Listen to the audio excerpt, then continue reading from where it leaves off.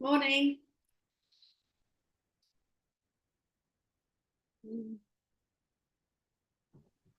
Hi Lee, it's Ashley. Can you hear me?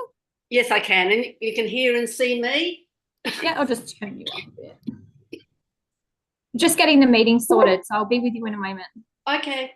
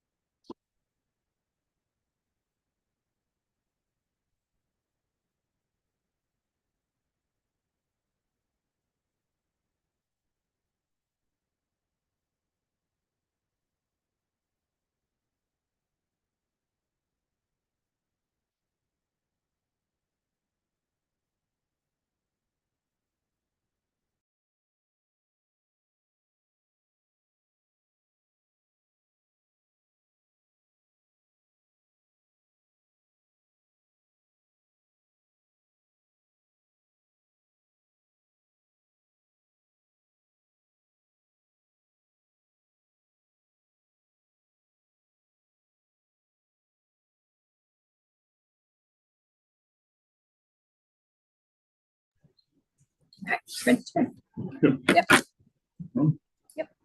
Good morning, everybody. Welcome to the Metro Unit Development Assessment Panel. My name's Clayton Hyam. I'm presiding member for today's meeting, and on the panel we have Ms. Lee O'Donoghue, who's on screen, and in the meeting room, Ms. Rachel Chapman as a specialist member, and councillors Ingrid Van Dawson and Andrew Sullivan. I'll declare the meeting open at 9:32 and acknowledge the traditional owners and elders past and present on the land upon which we're all meeting today. Just to note that we may be looking at technical devices to get further information, so don't be concerned if we're not looking directly at the screen. And also the meeting is recorded and live streamed. There are no apologies meeting, no members on leave of absence, and minutes from previous DAP meetings are available on the DAP website. Declarations of due consideration. Have all members, or are all members, familiar with the material before you today? You could indicate yes. Thank you very much. Thank you. Declarations of due consideration. Disclosures of interest. Are there disclosures of interest? Yes. And apologies, I was late submitting that form. It's my first meeting. Okay, so that's a declaration of interest, impartiality. Impartiality. Yes. Okay, thank you very much. And I think we've got one from Councillor Sullivan previously. Thank you. We'll move on to item 3, item 3.1, which is the development of Amherst and Stack Streets, Fremantle. We have a presentation from Mr. Dawkins. Mr. Dawkins, you'd like to take the chair over there? Thank you.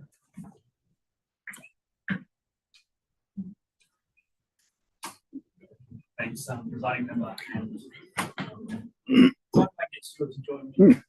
This is Stuart Sinclair here, the development manager at Lucas. Good. You won't recognise Stuart. He wasn't a part of the previous applications that have been presented. He's come on board. Just move in so you're on the screen so everybody can see you. That's it. Thanks.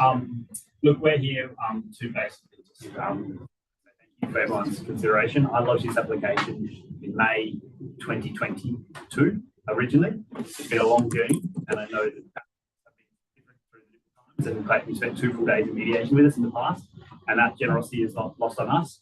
But it's been a big learning experience for myself. I remember coming here, I remember the first Janet meeting was in 2011, and the first Janet meeting arrangement and things. Sorry to interrupt, but I can't hear Mr. Dawkins at all. Process as this has happened. I'm not going to re-execute the past or talk about any of the other applications, but what I will say is the process we've gone through the second time around and what we call the reboot has been the right process. We've spoken to the community, we've actually deeply concerned, deeply consulted with them, and we've designed the site within parameters of what needs to happen. We've designed the site in a genuine spirit of collaboration. And I think what's come out has been something that the community, have been truly involved in what they want to see the first time around. And I think some of the processes with the design review, which again, I promised myself I wouldn't re-execute the arguments, but we did go through design review in a detailed process this time, and that's been really successful in actually resolving the site as well. The application is for 57 new homes, group dwellings, 24 apartments, and 7 commercial dwellings. So it's a more diverse proposal than we put forward previously. It has a whole bunch of different types of tenants, different types of people, different land uses in a genuine way, which will actually have a arrangement along Stack Street, which I think will complement what's there already and really be a long part of the area. I think that the extra sites, so the previous application didn't include 2 lots of the hill, so we've got a bit more generosity of space and an easier way to resolve the levels, because as we've been on the site on the last data meeting, the levels are a real challenge, but they've been able to be managed in a bit more ease, still complicated, with a bit more ease because of the additional land holdings we have. So the fact that we're here, the application received 4 submissions, 2 of support. One that was about the retaining wall on the boundary, not quite understanding how it's going to work for someone that's on the Stack Street, which we will work through with them as a building matter, and then 1 objection. As far as I'm aware, there's no one here today as they will speak against this, which is not the case in previous cases. So I think it shows that the effectiveness of actually talking to the community and really listening to them and finding what they want. And the development, I guess, is hopefully something that can happen pretty quickly, because we're now a bit behind, but we want to see. But from here on, we see hopefully the processing of great part of the community and key piece of nuts that precincts. Look, I just echo Tim's comments. Obviously, I wasn't part of the previous experience. I'm not jaded by any of that, but I've come into the project during that consultation phase. And I think, as Tim said, we're really happy to see that the community really supported us and we presented the final plans. And then also that journey through the DRP process, and there was an evolution and update to those plans through that process. We took on some great advice and tweak things, and I'm happy that we got to a place where both the council and the community, Locus as a developer, are really pleased with what we put forward. And as Tim said, we're really excited about just getting to site as soon as possible and hopefully bringing the project to reality. So it's been a pleasing process since I've joined. And thanks to the city and the council, DRP for all that. We did circulate a memo and just confirm we don't have any issues with any conditions. We're happy with the wording and how it's put. So So that includes the additional council commissioners. Yeah. Okay. Questions of the presenters?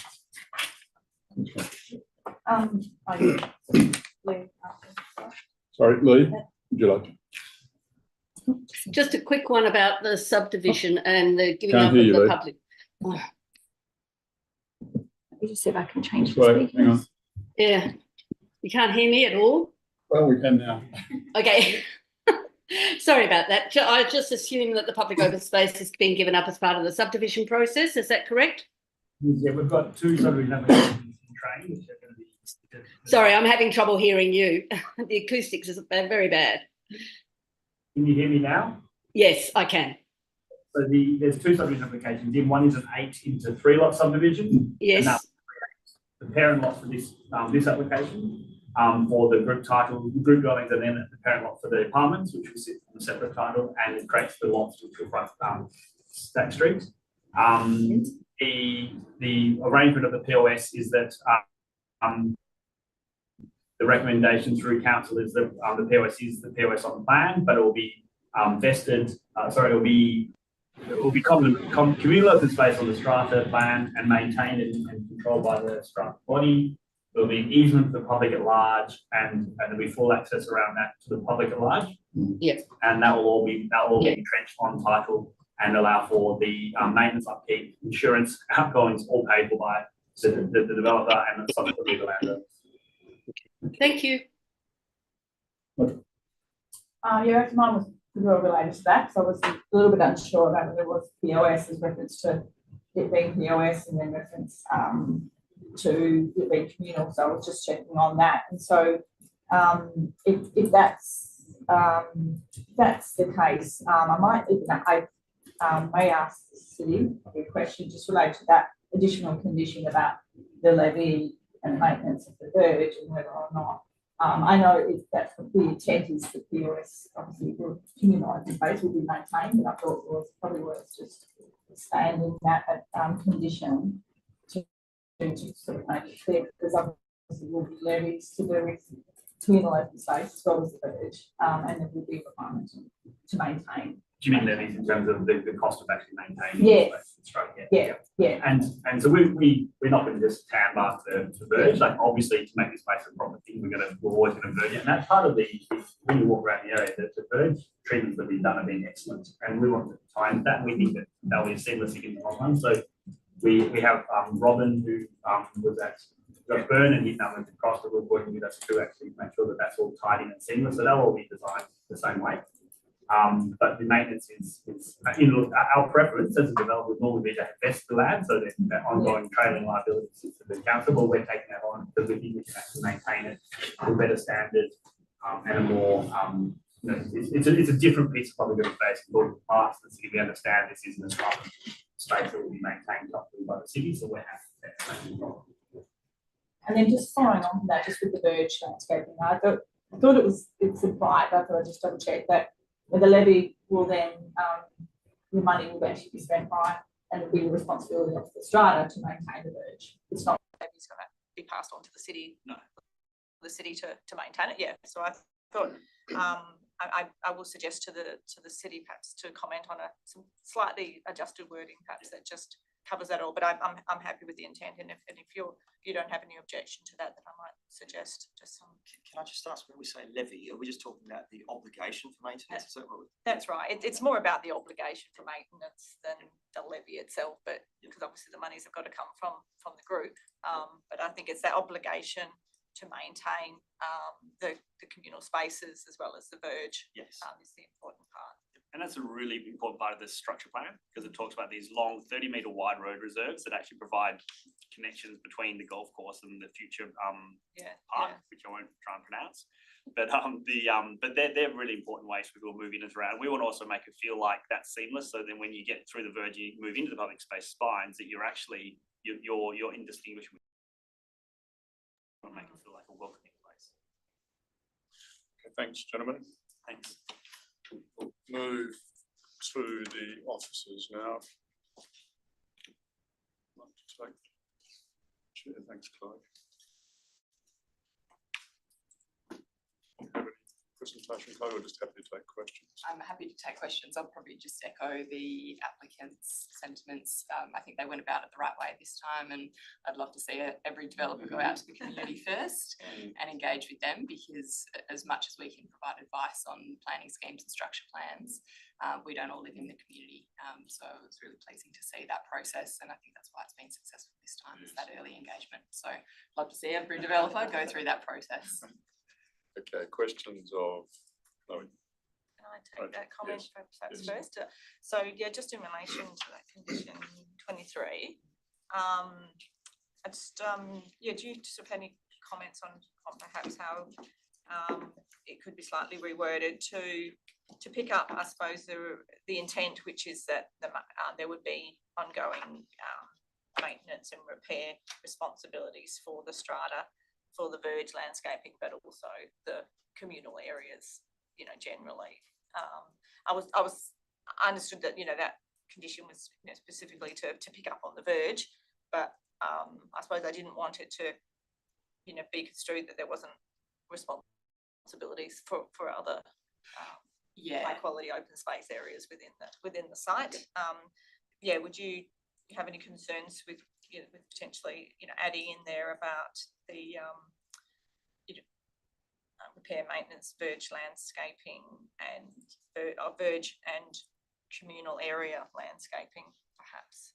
My concern would probably be that this is dealing with the development, not necessarily the subdivision. So in theory, the developer could develop this entire site and never subdivide it, which would mean inherently they still own the land and have to maintain that space for the purpose of their residents anyway.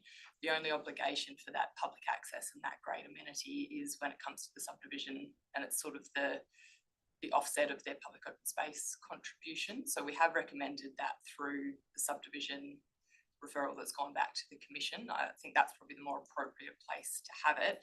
In terms of upkeeping of communal spaces, there are standard landscaping plans, requirements and expectations in the conditions already.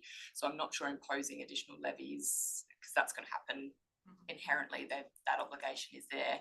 I think the purpose of the scheme bylaws and the additional levy is because that additional landscaping on top of the very basic lawn and footpath out the front, which is very straightforward for maintenance and probably doesn't add additional obligation for the city, because they are doing this great landscaping, which will have benefit for the development, because it will present the development really well. But on the flip side, it's a lot more maintenance for the city. So I guess the balancing act there is, yep, we'd love to see you do some great things, but we also need to be a little bit careful. So that's why the verge one is tied into the DA. Further questions? Yes, Councillor. So just continuing on that conversation, because there was similar debates at the council level as to whether it should be vesting or an arrangement in perpetuity as communal space. The city officers recommended the arrangement in perpetuity as common area. Can you elaborate on how that came through and who sort of, you know, thinks, what is there a reason why that's a better proposal than POS? Yeah, so I guess we're probably jumping into the subdivision discussion a little bit. The structure plan, in our view, was pretty clear in saying this: the area is really well serviced by public open space already. There's some really significant parks and recreational facilities in the area, and the city has recently adopted a public open space strategy that supports that. And the structure plan is quite clear in stating cash in lieu is the preferred option for this area to help contribute to green links and things through the area, as well as upgrades to the existing facilities that come with the, you know, additional residents.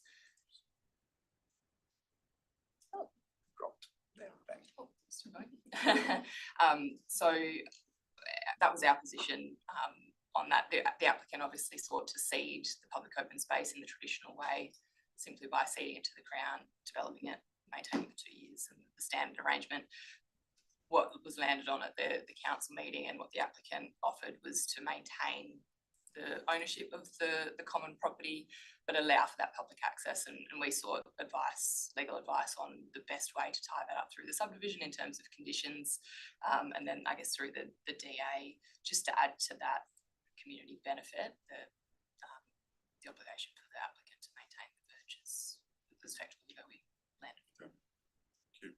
Further questions? So just to be clear, in the comments sent to the Planning Commission about the subdivision, there would be an equally similar clause request to go into the subdivision conditions. Correct. So there will be, yeah, the requirement for strata bylaws that require the upkeep and maintenance and, you know, potential levies for the strata owners, as well as that easement requiring access across the site.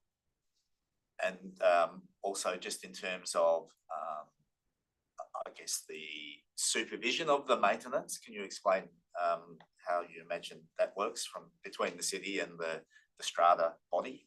Yeah, so the city will be tied into that bylaw. So effectively, the obligation is for the strata to continue to maintain it. Like any other compliance issue, it may result, worst case scenario, it results in residents complaining that the space is being blocked off, or that, you know, it's not being maintained to an appropriate standard. The city would then have to investigate it. But because we would be tied into the bylaw, they wouldn't be able to change that bylaw without the city's authorisation either. So the expectation, though, is that the landscape plan that is initiated by the developer is the landscape quality that would be required of the strata to continue in perpetuity. Yeah, and the city would need to sign that off in terms of condition clearance. Further questions? No, thank you very much, Chloe. We'll move on to the item. There's a recommendation for approval with conditions. Do I have a mover and a seconder? Please move it. Yes, Councillor Sullivan, seconder. Yes, Rachel Chapman. Thank you. Councillor Sullivan. Thank you, Presiding Member. I know the applicant would like to have the conversation start at the moment of reboot, but I think it's worth us just stepping back a little bit, because it is a little bit of an unusual outcome. We already have, as we know, a subdivision approval on the table, which could, in theory, be acted upon individual lot by individual lot. And of course, that's not what's been proposed, and I have absolute confidence that it's not in the applicant's thinking, but that it does exist. So there is a starting point that is difficult to deal with. I really want to focus on the way the council and the community have arrived at the way the open space is going to work, and why that is different to the structure plan. The structure plan, which I was very, very heavily involved with before it even got to council, when I was just part of community, was very much about trying to get east-west linkages from the development areas into Boo Park. But it was written also at a time before the Swanbourne Street structure plan was developed. So all of that land that starts at Amherst Street and heads up the hill on the other side is an even bigger area of redevelopment that will come into the future. That land required, I think it's currently 13% of their land is going to be set aside as open space. So they're not necessarily going to be, and it's all at the top of the hill. So you have these two structure plan areas with potentially a great park at one end and a potential park at the other end, and not a lot of open space in between. That's the way the structure plans are basically heading. The main theory, which came later in the process of the structure plans, was that Knutsford Street would be that sort of green linkage between the two. Well, Knutsford Street is about as far away from this particular site as you can get in the subdivision area. This is down the hill in a trough and well away. And if you were going to Boombara Park, you wouldn't go up to Knutsford Street to get there. You would walk up Stack Street, and Stack Street is a kind of industrial space, really. It's not going to have that same green linkage pathway because it's needed for parking and all of those sort of things. So in a sense, there is a need for some small open space areas in the subdivision area that weren't necessarily envisaged in the first structure planning process. Of course, that's more than 10, I mean, the start of that process was in around about 2007. So it's a long time ago, and a lot has changed since then. The other thing that was considered by the council was that there is actually a lot of redevelopment area in the Knutsford Street subdivision area, structure plan area, that will automatically be POS cash contribution, because if you're up near Knutsford Street and all of the government developments that have happened up there have all basically put in cash because they're near Knutsford Street. That is the logical outcome up there. there are also a lot of small lots that will probably end up with, 5 or 10 houses. And, as we know with the commission rules, they're not going to be providing open space, they're going to be providing cash in lieu. So there is still a significant opportunity for the structure plan vision of having cash in lieu spent in Booyambarra Park.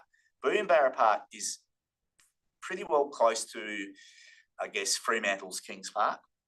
It is a regional destination. It has a regional golf course that's about to be upgraded and the like.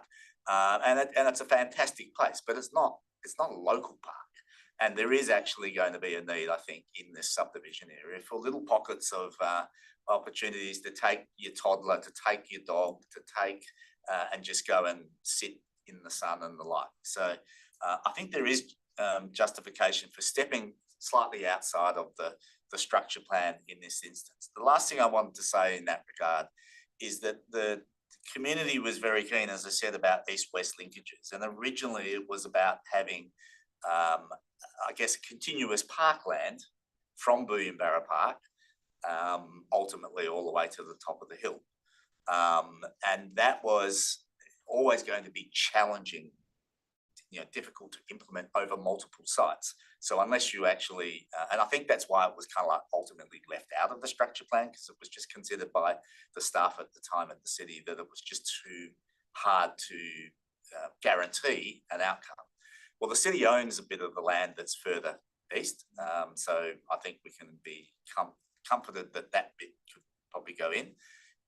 This site was originally block to block, street to street, and there was comfort that because of that, the linkage could be created. And the Swanbourne Street structure plan actually has that linkage heading up the hill in the other direction. So there is this consideration that either we have a crack and implement it through this site and hope that the next site to the east will reciprocate, or we just give up on it. And so there was that balancing act, and council, I think, fell over the line of saying, I think we should give it a try. It's challenging. There's the topography issues to overcome, but that's going to have to be overcome in any subdivision to the east anyway. And it's worth seeing that as an opportunity, and that is why it is seen as genuine public open space opportunity, even though it's narrow and it looks on plan to be perhaps communal space really for the development. So I just wanted to explain the justification for why we arrived at what we did. In terms of the opportunity, I think we're getting a great open space outcome, because not only, the verges are massive. There's probably more space in the verge than there is in the communal open space. And to have that landscape to high quality landscaping that can be used by community, and to have that sense of that space filter in through the development is the type of outcome that the structure plan was envisaging. So in that sense, it is fully compliant. But to then have that maintained to a high standard in perpetuity, essentially, is a great outcome, because the city literally, can't fund these high quality outcomes for verges throughout the whole of Whitegum Valley. It needs the development industry to do that, and it needs to happen across the board in those areas. So precedent has been already set with the previous developments. Those same arrangements exist with some strata bodies in other areas in the Knutsford Street East structure plan area. So there is already that operation going on, and I think that's probably why the city staff preferred this outcome, so that we can roll it across on all of the sites. We don't have, well, that bit's ours and this bit's yours. One of the issues that we were concerned about was that if it was communal open space through the development and or there was no funding of the verges, over time the city would probably not be as interested in maintaining a very high standard of verge and the like. So it would sort of start to be pulled back. But of course, the expectation of the people living in those developments and in that community would be why isn't that high standard being maintained? We already had that sort of approach at Leighton Beach, which is why we again have the same approach at Leighton Beach, because there's an expectation for very high quality landscaping in those environments. So the officers were more comforted with this approach. So I just wanted to really cover those areas. I thank the applicants for the reboot, and I think it's a fantastic outcome, and I hope we support it. Thank you. Rachel.